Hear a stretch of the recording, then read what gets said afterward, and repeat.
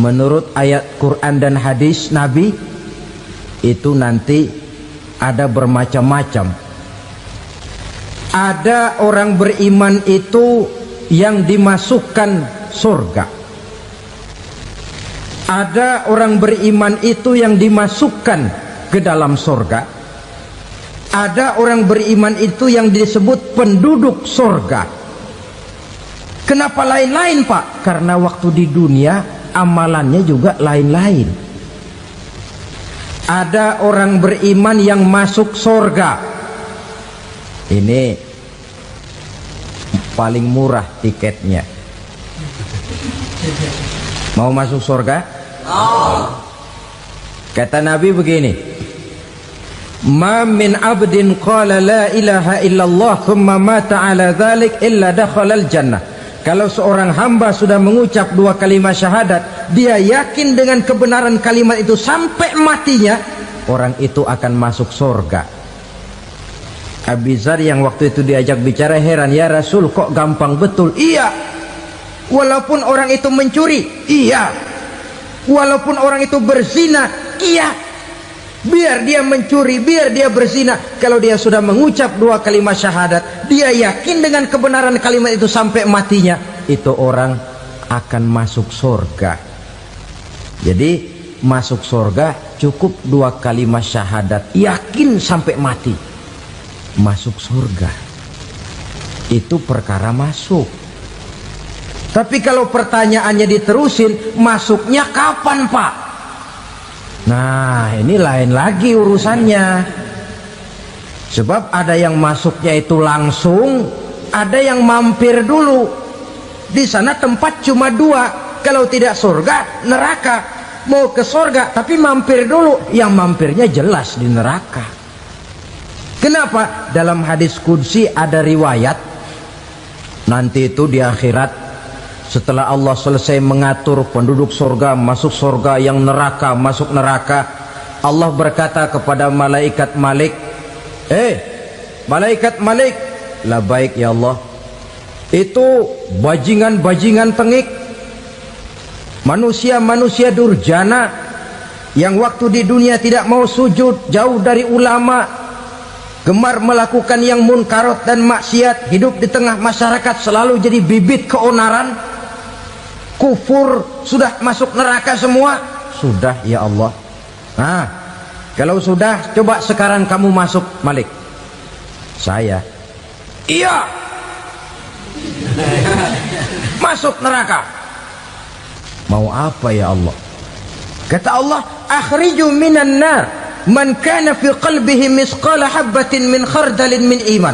Kau masuk neraka, cari di dalam neraka orang-orang yang ada imannya walaupun kecil sebesar biji zarah, angkat mereka keluar. Masuk malaikat Malik ke neraka, cari orang yang ada imannya, korek-korek. Ya repot, udah pada gosong. Yang ada imannya diangkat ke atas, yang ada imannya diangkat ke atas, lalu dimandikan di Nahrul Hayat, namanya sungai kehidupan di akhirat nanti. Cakep lagi rupanya, bersih lagi wajahnya, apel di hadapan Allah. Kata Allah, bagaimana mas? Kapok nggak sampean? Kapok ya Allah. Nah, kalau kapok, idhab fadkhulil jannah, pergi masuk surga sana. Berangkat mereka ke surga, ketemu sama teman-temannya yang udah sampai lebih dulu, yang nggak pakai mampir lagi. Terjadi dialog. Kata teman-temannya yang udah pada nyampe duluan, mas, iya, emang baru sampai? Saya baru sampai. Memang mampir di mana dulu mas? Kita sudah lama sampai di surga. Saudara buka surah Al-Muddatsir ayat 34-35. Ma salakakum fis saqar? Kenapa kamu mampir di neraka Saqar? Qalu lam nakum minal musallin. Mereka menjawab, kami mampir di neraka Saqar mas, gara-gara dulunya kami waktu di dunia tidak pernah sholat. Tidak pernah sholat? Tidak pernah. Kan rumahnya dekat masjid. Cuma dekat doang mas. sholat mah enggak saya. Enggak pernah ngasih makan fakir miskin, enggak pernah hadir di majelis taklim, pendeknya enggak pernah melakukan kebajikan, maka saya pun mampir di neraka sakor.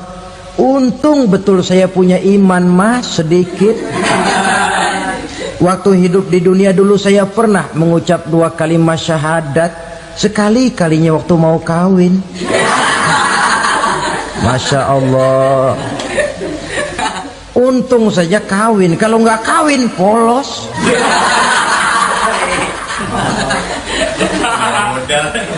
Itu juga pengulu sudah setengah mati ngajarin. Asyhadu alla, asyaduaan, asyaduaan.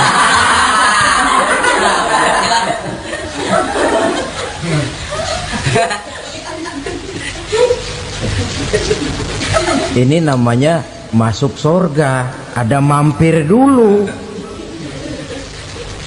Ada pula orang mukmin itu yang dimasukkan surga. Namanya dimasukkan kan terima beres. Saya masuk ke rumah, jalan sendiri, cari tempat sendiri. Saya dimasukkan ke dalam rumah, terima beres, pokok ada di dalam, itu dimasukkan namanya. Nggak pakai mampir. Tapi tentu tiketnya lebih mahal ketimbang yang pertama tadi. Apa kata Allah? Innal ladzina amanu wa amilus salihat la ukaffiranna anhum sayyi'atihim wa la udkhilannahum jannah. Sesungguhnya orang-orang yang beriman kemudian beramal soleh, kami hapuskan segala dosa dan kesalahannya, kami masukkan mereka ke dalam surga. Lihat ayatnya, Allah yang memasukkan, kita yang dimasukkan. Tidak pakai transit, tidak usah mampir. Cuma tidak cukup syahadat, tidak cukup amanu, tapi diiringi dengan wa'amilus salih. Iman, amal. Tidak cukup syahadat, lalu dibuktikan dia sholat, dia zakat, puasa, lalu dia melakukan berbagai macam kebajikan. Ini yang menyebabkan dia tidak pakai mampir di tempat yang bernama sakor. Lalu ada pula orang mukmin itu yang disebut penduduk sorga. Wah, ini sudah VIP ini. Ashabul jannah, penduduk sorga. Siapa mereka? Kata Allah, innal ladzina amanu summa istaqamu fala khaufun alaihim wala hum yahzanun ulaika ashabul jannah hum fiha khalidun. Sesungguhnya orang-orang yang beriman lalu istiqamah, tetap dalam melaksanakan perintah Allah, tidak goyah, tidak labil tapi stabil, istiqamah, mereka tidak takut dan tidak bersedih hati. Merekalah penduduk surga. Iman, istiqamah. Tidak punya duit, sembayang. Banyak duit, sembayang. Miskin, sembayang. Kaya, tetap sembayang. Istiqamah. Kadang orang kalau susah rajin ke masjid, banyak duitnya ngelihat masjid melengos. Waktu miskin hamba Allah, setelah kaya jadi hamba harta. Bergeser, tidak ada nilai istiqomahnya. Saudara-saudara, dengan begitu penduduk neraka itu dua. Ada penduduk permanen, ada penduduk yang semi permanen. Yang semi permanen orang-orang beriman yang mempunyai dosa besar. Mereka masuk ke neraka untuk menerima azab sesuai dengan dosanya. Bila selesai masa azab itu, mereka akan diangkat untuk ditempatkan kembali ke dalam surganya Allah Subhanahu wa ta'ala. Nah, dikala itulah saudara-saudara, ada yang disebut syafaat dari Rasulullah Sallallahu Alaihi Wasallam. Tapi tentu jangan lupa, syafaat ini ibarat kain menambal dia. Kita punya kain bolong-bolong sedikit, syafaat yang menambal. Solat kita ada kurang dikit, sedekah kita ada campur riak dikit, amalan kita ada tidak karena Allah dikit, kita berharap syafaat. Jadi biarlah kain masih bolong-bolong, yang penting punya kain. Tapi kalau kainnya tidak ada, yang ditambal apanya? Sholat tidak, puasa tidak, zakat tidak, berharap syafaat saja. Ya, terlalu berlebihan itu. Saudara hadirin yang saya hormati, apabila selesai proses penghisaban, proses penghitungan, maka dikala itulah manusia terbagi dalam dua kelompok besar. Fariqun fil jannah wa fariqun fis sa'ir. Sekelompok orang-orang beruntung yang masuk ke dalam surga, dan sekelompok lagi masuk ke dalam neraka. Ibu-ibu, saudara-saudara kaum muslimin rahimakumullah, pada pertemuan yang lalu sudah saya jelaskan bahwa hidup selalu berakhir dengan kematian. Apabila datang kematian menimpa seseorang, datanglah kiamat baginya. Itu yang disebut dengan kiamat kecil. Hakikatnya mati adalah perpindahan dari kehidupan di dunia ini menuju kehidupan di alam barzakh. Menunggu kita di alam barzakh sampai datangnya saat kiamat, entah 10 tahun, entah 100 tahun, entah 1000 tahun, hanya Allah saja yang maha tahu. Adapun orang-orang beriman yang melakukan amal kebajikan dalam kehidupan di dunia ini, masa penantian yang lama di alam barzakh buat mereka sebentar saja. Tetapi bagi orang-orang kafir yang ingkar, yang tidak beriman kepada Allah, yang hidup di dunia cuma menumpuk-numpuk dosa, tentu penantian di alam barzakh akan merupakan waktu yang sangat lama. Bukankah dalam kehidupan kita waktu itu memang relatif? Contoh misalnya, bagi pemuda-pemudi yang sedang duduk asyik memadu cinta, waktu 4-5 jam saja rasanya cuma 4-5 menit.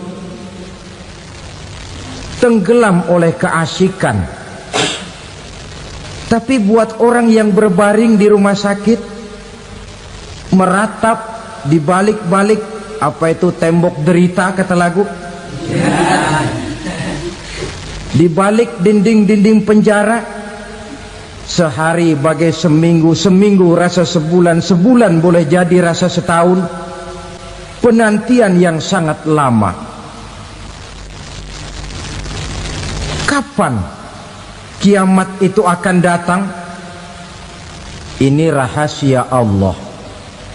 Jangankan kita yang orang awam, baginda Nabi sendiri tidak diberitahu oleh Allah kapan kiamat itu akan terjadi. Tetapi sungguh pun demikian, banyak hadis-hadis yang menjelaskan ciri atau tanda-tanda datangnya kiamat. Nah, kalau sudah bicara soal tanda, tanda kiamat itu ada dua. Pertama yang disebut alamatus sughra, tanda-tanda kecil. Ini waktunya masih ada tenggang. Ada yang dinamakan alamatul kubra, tanda-tanda besar. Artinya kiamat sudah diambang pintu. Apa tanda-tanda kecil dari datangnya hari kiamat itu? Misalnya kata Nabi, apabila ilmu sudah diangkat oleh Allah, artinya apabila ulama sudah banyak wafat, minat orang belajar agama berkurang, lalu kebodohan nampak merajalela di mana-mana, zina dikerjakan secara terbuka, minuman-minuman keras jadi kebanggaan, itu termasuk di antara tanda-tanda kecil terjadinya hari kiamat.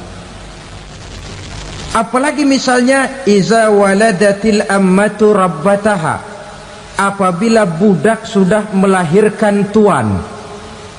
Apa maksudnya? Ada yang mentafsirkan apabila anak sudah bisa membudaki orang tuanya, orang tua yang melahirkan dia, yang membesarkan dia, demi setelah si anak besar jadi orang berpangkat, bertitel, berharta, berkedudukan, jadilah orang tua itu budaknya. Sehingga sering dibilang kalau orang tua kaya, anak jadi raja, tapi kalau anak yang kaya, orang tua sering jadi budak. Apalagi munculnya fitnah yang bergelombang, timbul perang antara dua bangsa yang besar, waktu berjalan terasa sangat pendek sekali.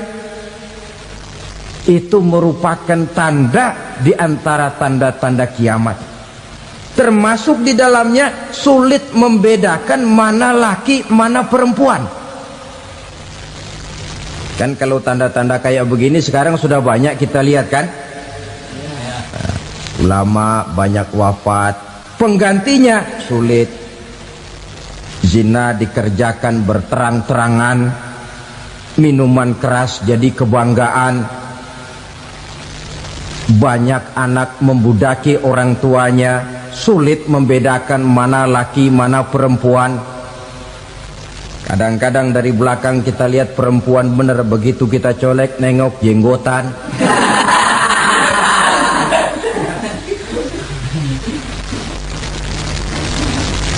Ini termasuk tanda-tanda kecil, masih ada tenggang sampai akan terjadinya kiamat itu.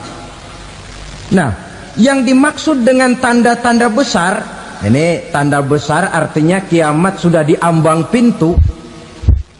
Pertama, matahari terbit dari sebelah barat.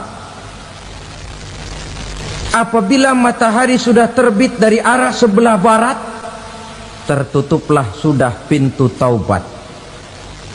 Bersabda Nabi kita, la taqumus sa'atu hatta tatlu'a syamsu min maghribiha. Tidak akan datang hari kiamat sampai matahari terbit dari arah sebelah barat. Wa iza tala'at, manakala matahari telah terbit dari arah sebelah barat, wara'ahan nasu, manusia banyak menyaksikan itu, amanu ajma'un, mereka pun lalu beriman.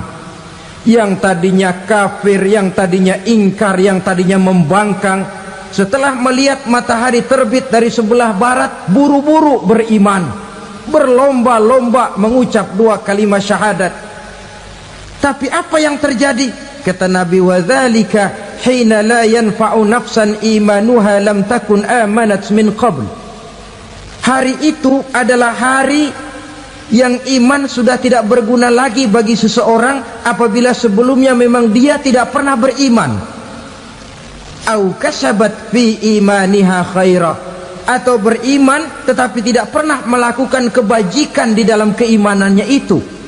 Hari yang sudah kasib, hari yang sudah terlambat, beriman tidak akan ada gunanya lagi. Ini pelajaran buat kita. Sebelum sang surya terbit dari sebelah barat, sebelum nafas sampai di tenggorokan, artinya pintu taubat masih terbuka. Kalau dua hal itu sudah terwujud, nafas sudah sampai di kerongkongan atau matahari sudah terbit dari arah sebelah barat, tertutuplah sudah pintu taubat. Tak ada lagi gunanya pangkat, jabatan, harta, bahkan beriman pun dalam suasana macam itu too late, kata orang Kulon. Sudah terlambat. Matahari terbit dari arah sebelah barat, itu tanda besar, artinya kiamat sudah diambang pintu. Lalu apalagi tanda besar? Munculnya Dajjal. Dajjal artinya pendusta-pendusta yang menyesatkan manusia. Ada dua macam Dajjal, saudara. Ada Dajjal kecil, ini Dajjal kelas teri. Kalau ini sejak zaman Rasulullah sudah ada itu. Tiap zaman ada. Di zaman Rasulullah misalnya ada yang bernama Aswad al-Unsi dari Yaman. ada yang namanya Musailamah Al-Kazzab dari Yamamah, ada yang namanya Ibnu Sayyad dari Madinah. Ini dajjal-dajjal di zaman Rasul. Musailamatul Kazzab memproklamirkan diri jadi nabi, dia di zaman Rasul masih hidup. Ini dajjal zaman Nabi. Di zaman sahabat muncul dajjal-dajjal. Di zaman kita sekarang ini dajjal-dajjal pun gentayangan. Dajjal-dajjal kelas teri. Kerjanya mendustakan manusia, menyesatkan manusia, memalingkan manusia dari jalan yang benar dan diridhoi oleh Allah Subhanahu wa taala. Adapun yang merupakan tanda besar dari datangnya kiamat, dajjal-dajjal kelas kakap, pembohong-pembohong besar yang menyesatkan masyarakat manusia berpaling dari jalan Allah mengikuti jalan mereka. Apa sih ciri dajjal itu? Kata Nabi dalam hadis Bukhari Muslim, "Inna dajjala", sesungguhnya yang namanya dajjal itu yakhruju, satu saat akan muncul mendekati hari kiamat. Wa inna ma'ahu ma'an, si dajjal ini membawa air. Wa naran, dan juga membawa api. Dua simbol. Di tangan yang satu dia bawa air, di tangan yang satu dia bawa api. Wa ammal ladzi yarahu an-nasu ma'an fanarun, adapun yang orang banyak lihat air, hakikatnya adalah api. Yang dilihat api, hakikatnya adalah air. Oleh sebab itu, kalau api yang ditawarkan, ambillah air. Kalau air yang ditawarkan, pilihlah api. Maksudnya apa ini? Ini bahasa simbol, saudara-saudara.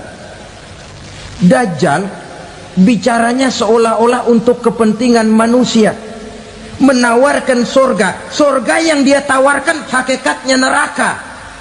Hai manusia, kalau kau mau bahagia, jangan dekat-dekat dengan agama. Sholat itu tidak efektif dan efisien, tidak produktif dari segi ekonomi itu. Menghadiri majelis taklim cuma buang-buang waktu. Tahajud, tasbih, tahlil, baca Quran, apa itu? Pekerjaan mubazir saja. Hidup ini cuma sekali, masa yang cuma sekali, manfaatkan dengan sebaik-baiknya. Mumpung, dibawanya sifat mumpung, tetapi dalam pengertian yang sangat negatif. Bicaranya seolah-olah untuk kepentingan manusia, tetapi sebenarnya menjerumuskan manusia. Menawarkan air, tapi sebenarnya api. Menawarkan api, tapi hakikatnya air. Buat apa kamu sholat? Buat apa kamu bayar zakat? Buat apa kamu puasa?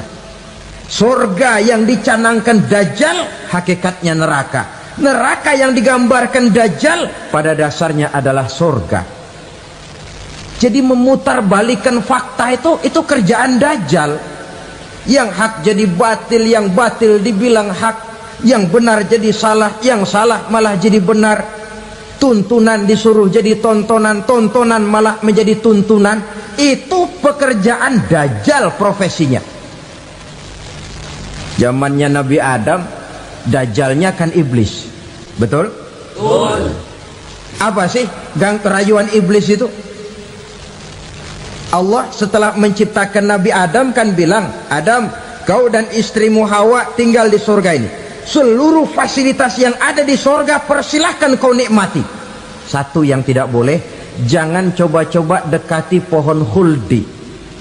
Dekat saja jangan, apalagi sampai memetiknya. Datang dajjal yang namanya iblis ini. Adam, kamu tahu nggak kenapa tidak boleh makan buah khuldi? Ya nggak tahu, pokoknya saya dilarang. Bodoh kamu Dam. Khuldun artinya kekal. Kalau kamu makan itu buah, kau akan kekal di surga buat selamanya. Allah tidak kepengen, maka dilarang kamu makan buah khuldi. Kalau kau ingin kekal di surga Adam, makan saja. Saya bicara begini ini untuk kepentingan kamu Adam. Ini kan ciri-ciri Dajjal. Bicaranya sih seolah-olah untuk kepentingan Nabi Adam, hakikat sebenarnya menjerumuskan Nabi Adam supaya ingkar dan melanggar larangan dari Allah Subhanahu wa ta'ala. Jadi setelah muncul Dajjal, timbul kekacauan-kekacauan di masyarakat. Banyak yang terpengaruh, terpedaya dan terpesona, termasuk mereka yang memproklamirkan diri jadi nabi, mereka yang memproklamirkan diri jadi rasul di zaman sesudah Rasulullah wafat. Itu adalah Dajjal. Maka saya ingatkan, kalau di zaman kita sekarang ini ada orang ngaku jadi nabi, ada orang ngaku jadi rasul, biar bahasa Arabnya kental, Quran hafal, hadis ribuan hadis hafal, biar pakai serban sampai menyengser ke tanah, bahasa Arabnya fasih, tapi dia mengaku jadi nabi, jadi rasul, kita umat Islam wajib tidak percaya, wajib untuk tidak percaya. Itulah Dajjal zaman kita sekarang ini. Tidak mustahil mereka datang mempengaruhi orang awam supaya berpaling dari Rasulullah, mengikuti mereka. Nah, di akhir zaman nanti, mendekati hari kiamat, Dajjal ini muncul. Dajjal kelas kakap, menyesatkan masyarakat manusia untuk berpaling dari Islam, mengikuti seruan mereka. Apalagi di antara datangnya kiamat itu, tanda yang besar itu, turunnya Nabiullah Isa Al-Masih, putra Maryam. Menurut berbagai hadis yang sahih, Nabi Isa Al-Masih nanti akan turun lagi, tidak membawa risalah yang baru, tapi meluruskan risalah Islam ini yang telah banyak ditinggalkan oleh masyarakat. Bahkan ada hadis menjelaskan beliau akan membunuh Nabi, mematahkan kayu-kayu salib, lalu melaksanakan haji dan umrah mengikuti syariat Nabi Muhammad, bukan membawa agama baru.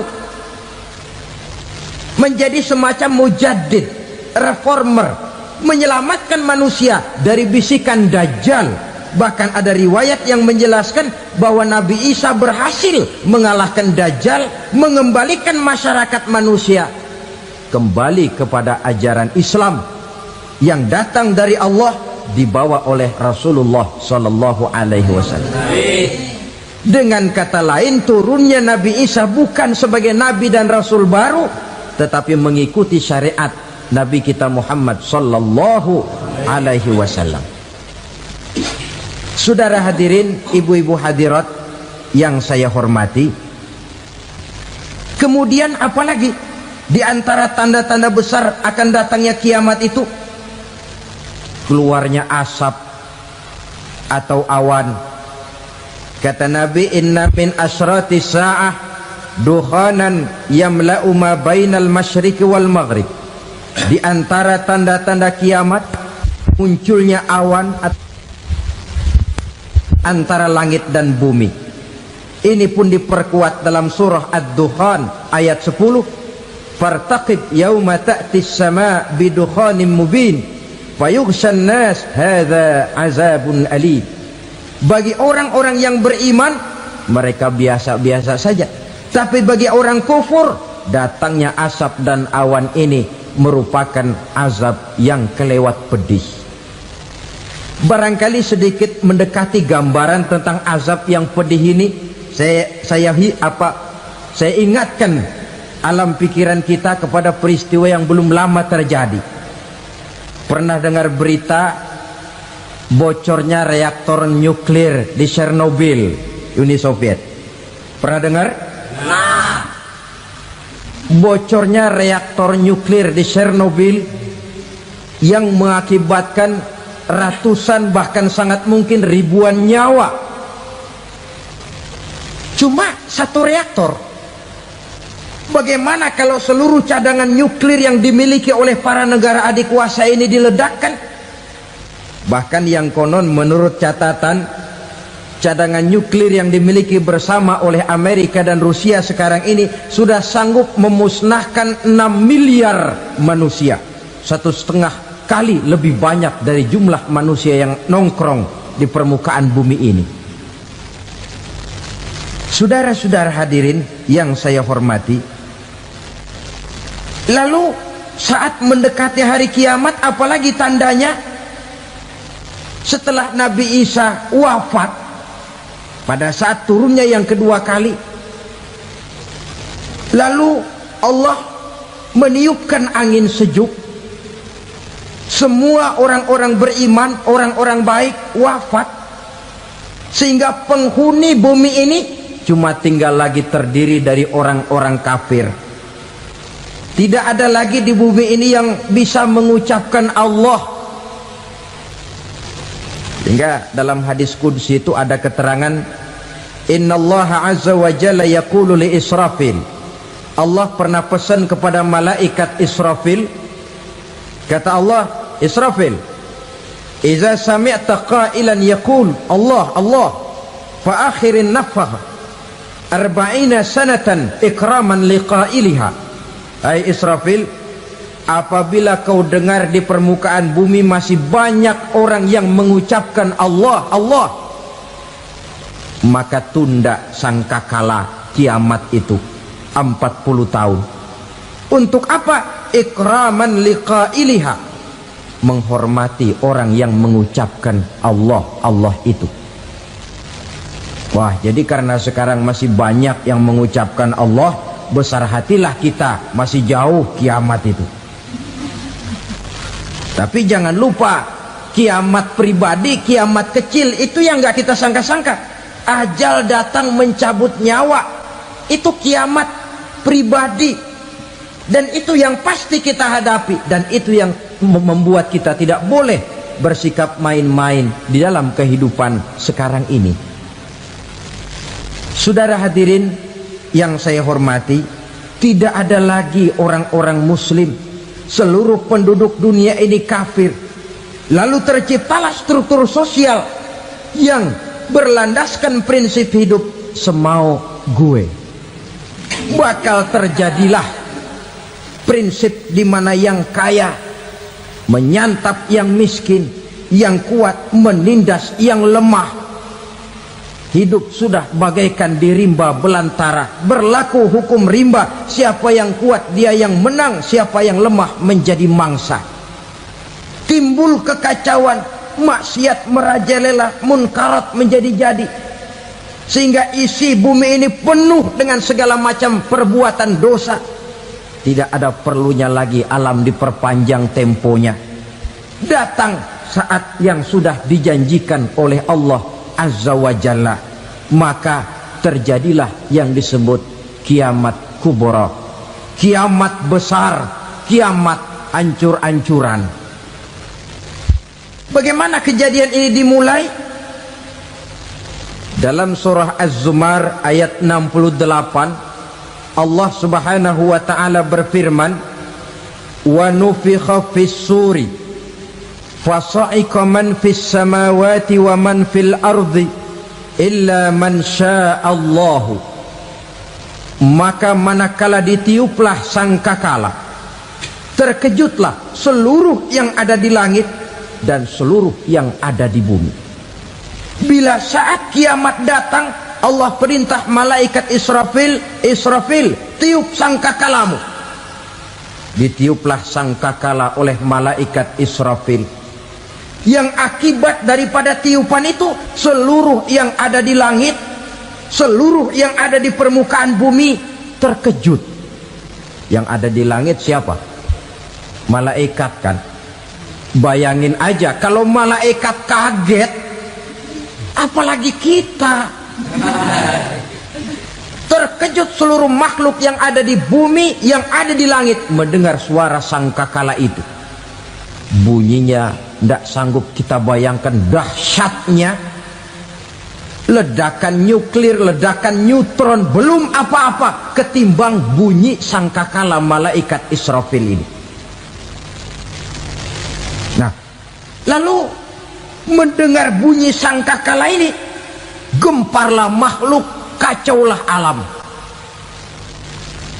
Bumi gempa, planet-planet bertabrakan, gunung meletus, air laut tumpah ke darat, angin topan bertiup, halilintar menyambar, lalu semua yang bernama hidup mati total. Mati bareng tanpa persiapan. La haula wala quwata illa billah. Saya kadang-kadang dalam tafakur bermohon, ya Allah, mudah-mudahan saya enggak nemuin kiamat beneran. Ngeri. Tidak bisa kita bayangkan macam apa suasana seperti itu. Allah saja banyak memberikan gambaran, misalnya Al-Qari'ah, wa mal qari'ah, wa ma adraka mal qari'ah. Kejadian yang menggemparkan. Tahukah kamu apa kejadian yang menggemparkan itu? Yauma yakunun nasu kal farasil mabsus wa takunul jibalu kal ihnil manfus. Pada saat itu manusia berterbangan bagai kupu-kupu, gunung berterbangan seperti kapas ditiup angin. Gunung saja macam kapas, konon lagi manusia. Kematian total, mulai semut sampai gajah mati, jin mati, iblis mati, malaikat mati. Malaikat saja mati. Saudara hadirin yang saya hormati, kematian total yang tanpa persiapan. Orang bilang, Pak, kalau mati bareng begitu yang repot malaikat maut dong ya. Cabut sana, cabut sini. Itu kalau menurut logika kita, mestinya begitu menurut logika. Tapi logika juga yang nggak perlu serepot itu.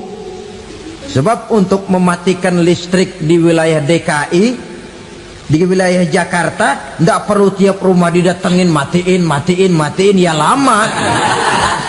Cukup dari kantor pusatnya saja PLN, tekan satu tombol, gelaplah seluruh Jakarta.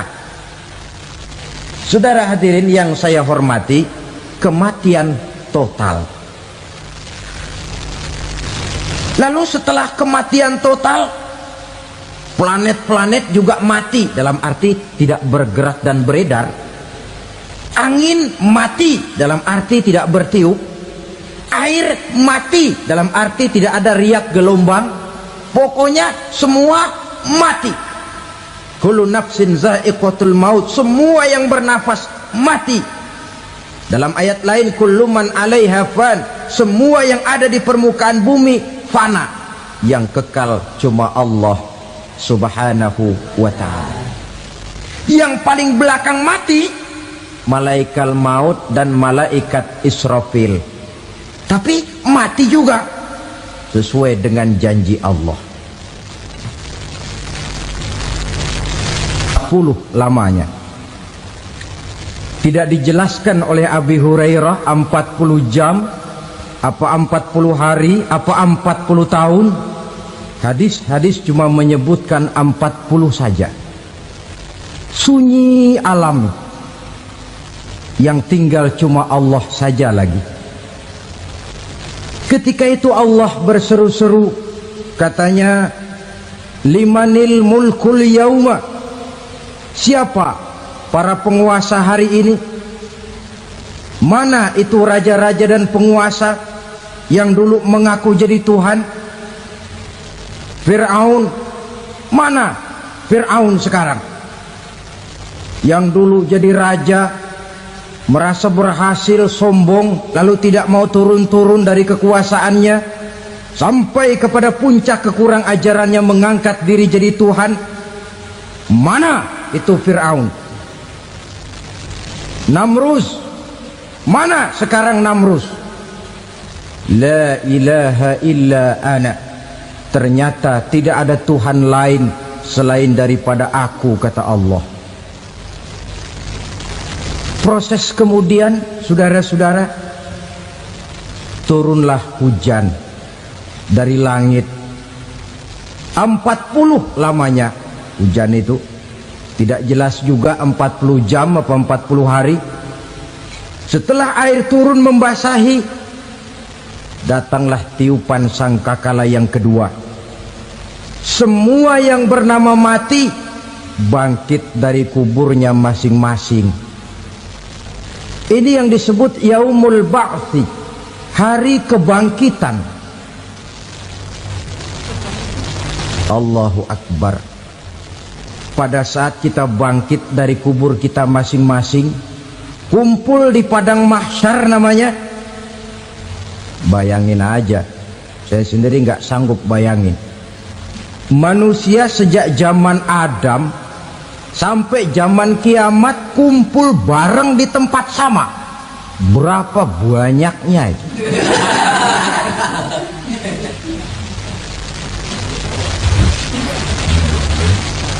Dan yang luar biasa menurut satu riwayat, pada saat bangkit itu, Masya Allah, roman muka kita berubah, disesuaikan dengan amalan kita waktu di dunia ini. Barang siapa yang waktu di dunia amalannya itu amalan tikus, di akhirat nanti dia bangkit dari kubur, mukanya seperti muka tikus. Gagah betul badannya, tapi mukanya seperti tikus. Kenapa? Amalannya waktu di dunia seperti amalan tikus. Apa amalan tikus itu? Suka ngegeragoti barang yang sudah disimpan rapi-rapi. Orang sudah simpan uang rapi-rapi, simpan perhiasan rapi-rapi, digeragoti oleh tikus. Maling-maling, pencoleng-pencoleng, koruptor-koruptor. Itu nanti di akhirat nanti kita lihat mukanya seperti muka tikus. Oh ini waktu di dunia suka nyolong, mukanya seperti muka tikus. Barang siapa yang waktu di dunia ini amalannya itu amalan macan, dia akan bangkit nanti mukanya seperti muka macan. Apa amalan macan? Macan itu amalannya menang-menangan. Orang yang mau menang saja nggak mau mengalah. Coba lihat di hutan, kenal hutan nggak? Di hutan, raja hutan di mana-mana pasti macan, betul kan? Betul. Padahal hutan belum pernah bikin pemilihan umum. Tapi macan tidak peduli ada pemilihan umum apa tidak, pokok saya raja. Sebab apa? Macan jadi raja itu bukan karena benar, tapi karena kuat jadi raja. Setelah dia jadi raja, rakyat hutan yang mesti dilindungi malah dimakan oleh raja macan. Kambing rakyat hutan dimakan oleh macan. Ayam rakyat hutan dimakan oleh macan. Itu nanti kita lihat di akhirat itu mukanya seperti muka macan, gagah betul. Lalu barang siapa yang di dunia ini amalannya itu seperti amalan anjing, nanti dia punya muka seperti muka anjing. Apa amalan anjing? Pertama, anjing itu kalau disuruh jaga rumah, dia tidak bisa membedakan mana maling, mana tamu. Biar yang datang maling, kalau bawa tulang, anjing kalem. Yang kedua, anjing itu akan setia kepada siapa saja yang memberinya roti. Siapa yang memberinya roti, itulah majikannya. Apa kata majikannya pasti dia laksanakan. Soal benar atau salah dia tidak peduli. Setelah anjing dapat roti, dia tidak punya pilihan lain kecuali bilang, abdi mah kumaha juragan wae ayeuna mah.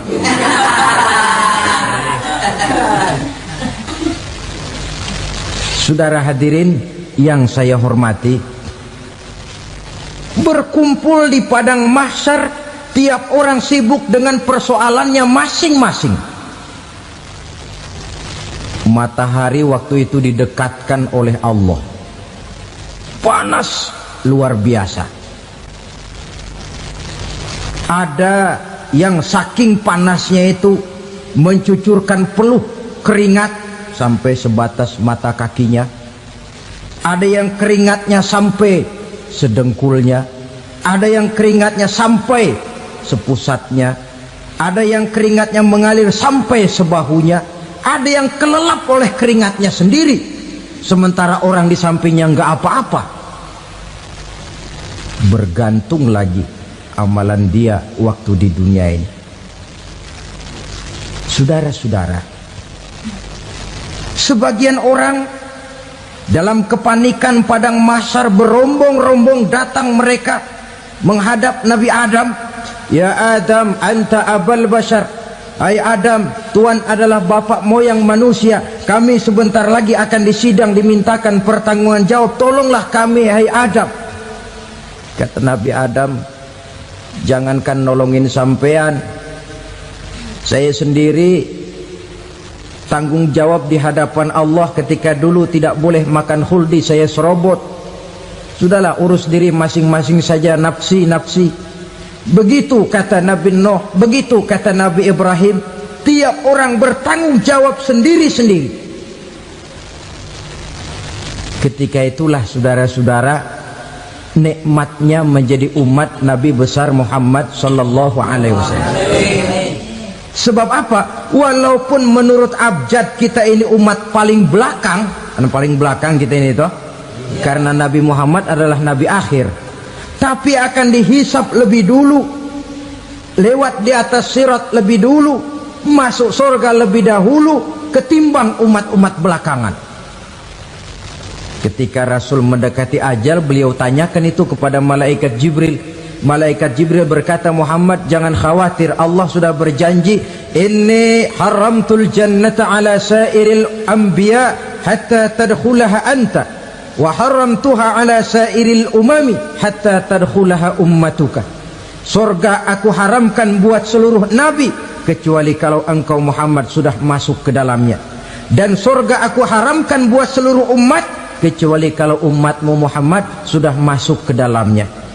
Logikanya, walaupun menurut abjad kita umat paling belakang, bakal dihisap paling dulu, lewat di atas sirat paling dulu, masuk surga paling dulu, kalau mampir ke neraka juga paling dulu. Ya resiko.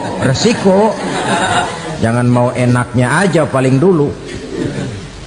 Saudara hadirin yang saya hormati, setelah masa kebangkitan itu jangan dikira begitu bangkit langsung diperiksa. Masih menunggu menanti ribuan tahun perhitungan padang mahsyar untuk sampai kepada proses yang disebut yaumul hisab, hari perhitungan. Seorang demi seorang bakal dipanggil.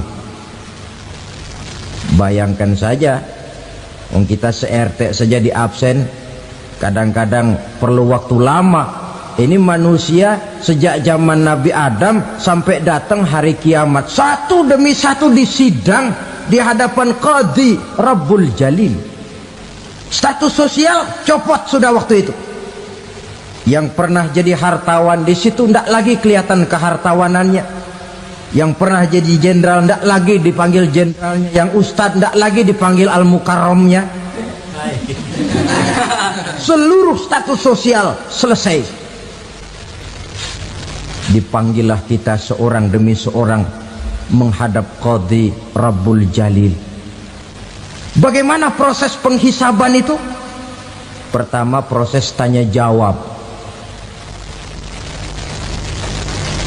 Di antaranya ada hadis menyatakan, lan tazula qadama 'abdin yaumal qiyamah hatta yus'ala an arba'i khisalin.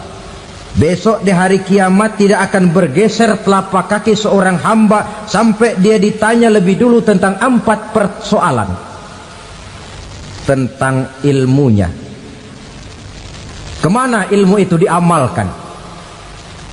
Tentang umurnya, di mana umur itu dihabiskan.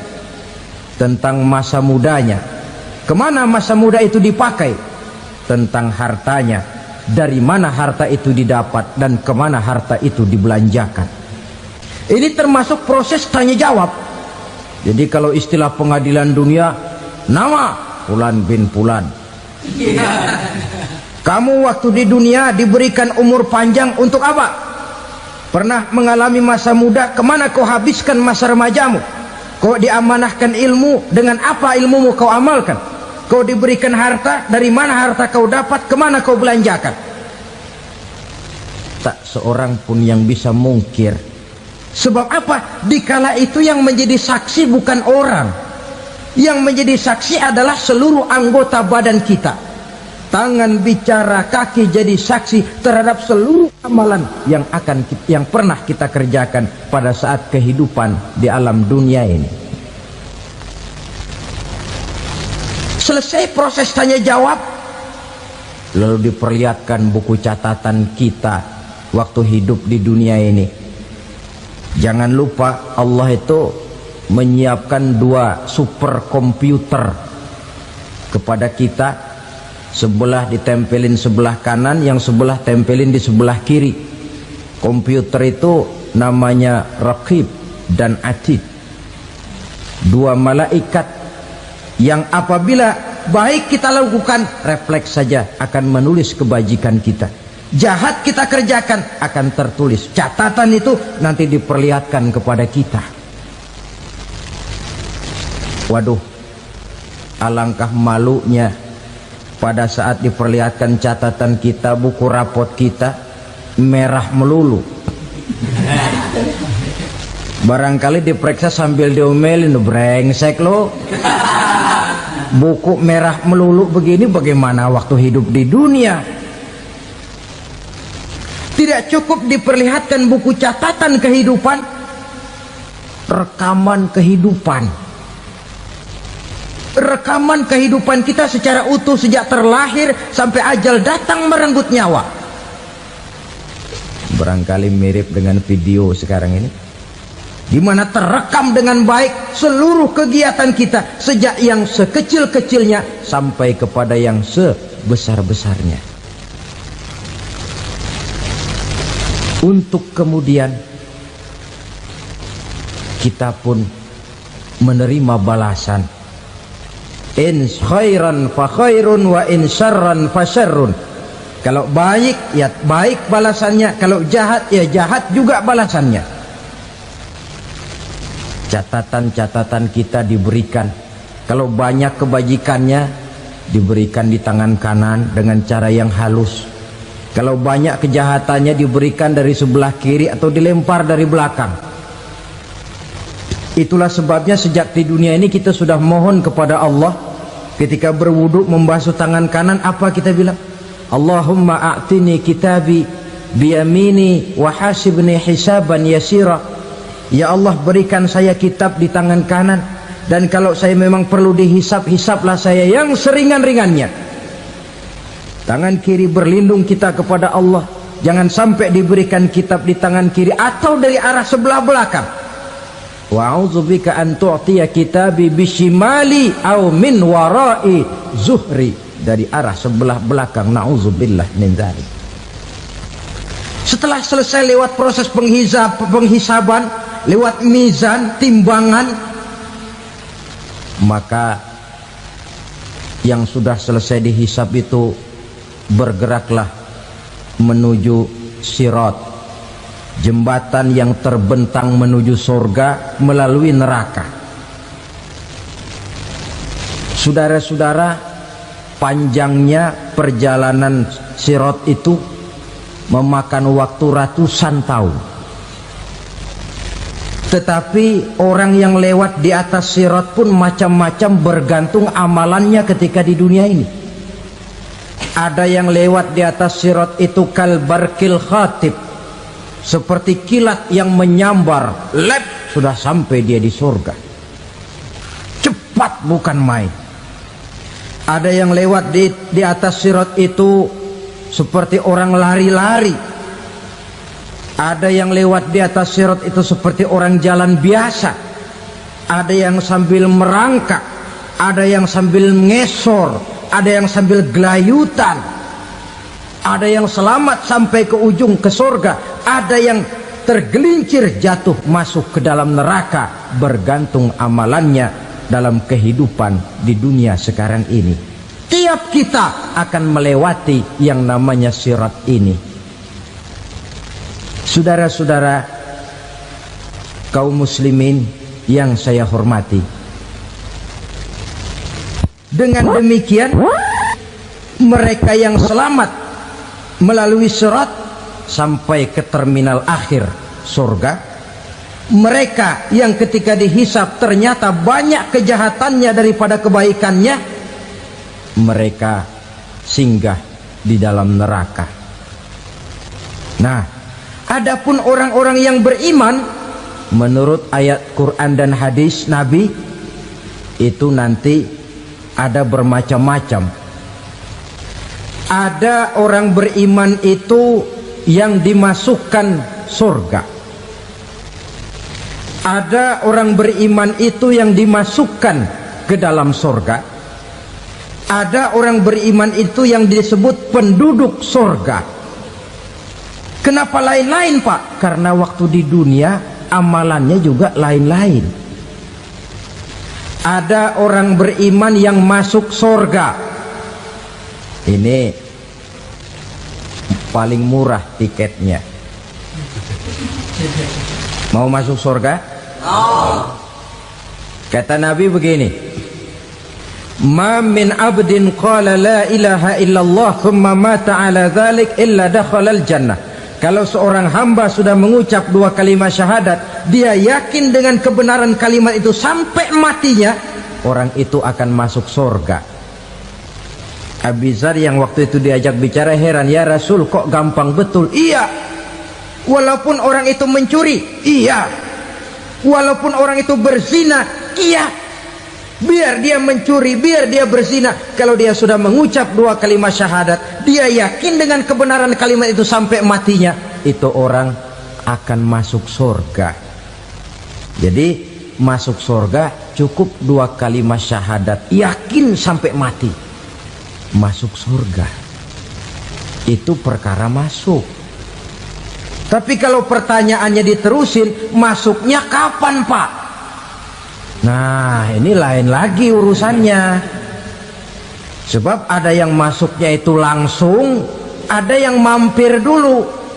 Di sana tempat cuma dua, kalau tidak surga, neraka. Mau ke surga tapi mampir dulu, yang mampirnya jelas di neraka. Kenapa? Dalam hadis qudsi ada riwayat, nanti itu di akhirat, setelah Allah selesai mengatur penduduk surga masuk surga, yang neraka masuk neraka, Allah berkata kepada malaikat Malik, malaikat Malik, labaik ya Allah, itu bajingan-bajingan tengik, manusia-manusia durjana yang waktu di dunia tidak mau sujud, jauh dari ulama, gemar melakukan yang munkarat dan maksiat, hidup di tengah masyarakat selalu jadi bibit keonaran, kufur, sudah masuk neraka semua. Sudah ya Allah. Nah, kalau sudah, coba sekarang kamu masuk, Malik. Saya, iya, masuk neraka. Mau apa ya Allah? Kata Allah, akhriju minan nar man kana fi qalbihi misqala habbatin min khardalin min iman. Kau masuk neraka, cari di dalam neraka orang-orang yang ada imannya walaupun kecil sebesar biji zarah, angkat mereka keluar. Masuk malaikat Malik ke neraka, cari orang yang ada imannya, korek-korek. Ya repot, udah pada gosong. Yang ada imannya diangkat ke atas, yang ada imannya diangkat ke atas, lalu dimandikan di Nahrul Hayat, namanya sungai kehidupan di akhirat nanti. Cakep lagi rupanya, bersih lagi wajahnya, apel di hadapan Allah. Kata Allah, bagaimana mas? Kapok nggak sampean? Kapok ya Allah. Nah, kalau kapok, idhab fadkhulil jannah, pergi masuk surga sana. Berangkat mereka ke surga. ketemu sama teman-temannya yang udah sampai lebih dulu, yang nggak pakai mampir lagi. Terjadi dialog. Kata teman-temannya yang udah pada nyampe duluan, "Mas, iya, emang baru sampai?" Saya baru sampai." "Memang mampir di mana dulu, Mas? Kita sudah lama sampai di surga." Saudara buka surah Al-Muddatsir ayat 34-35. "Ma salakakum fis saqar?" Kenapa kamu mampir di neraka Saqar? Qalu lam naku minal musallin. Mereka menjawab, kami mampir di neraka Saqar, Mas, gara-gara dulunya kami waktu di dunia tidak pernah sholat. Tidak pernah sholat? Tidak pernah. Kan rumahnya dekat masjid. Cuma dekat doang, Mas. Sholat mah enggak saya. Enggak pernah ngasih makan fakir miskin, enggak pernah hadir di majelis taklim, pendeknya enggak pernah melakukan kebajikan, maka saya pun mampir di neraka Saqar. Untung betul saya punya iman, Mas, sedikit. Waktu hidup di dunia dulu saya pernah mengucap 2 kalimat syahadat, sekali-kalinya waktu mau kawin. Masya Allah. Untung saja kawin, kalau nggak kawin polos.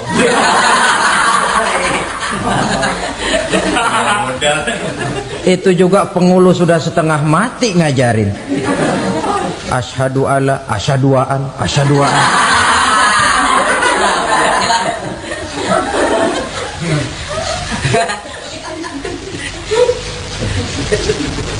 Ini namanya masuk surga, ada mampir dulu. Ada pula orang mukmin itu yang dimasukkan surga. Namanya dimasukkan kan terima beres. Saya masuk ke rumah, jalan sendiri, cari tempat sendiri. Saya dimasukkan ke dalam rumah, terima beres, pokok ada di dalam, itu dimasukkan namanya. Nggak pakai mampir. Tapi tentu tiketnya lebih mahal ketimbang yang pertama tadi. Apa kata Allah? Innal ladzina amanu wa amilus salihat la ukaffiranna anhum sayyi'atihim wa la udkhilannahum jannah. Sesungguhnya orang-orang yang beriman kemudian beramal soleh, kami hapuskan segala dosa dan kesalahannya, kami masukkan mereka ke dalam surga. Lihat ayatnya, Allah yang memasukkan, kita yang dimasukkan.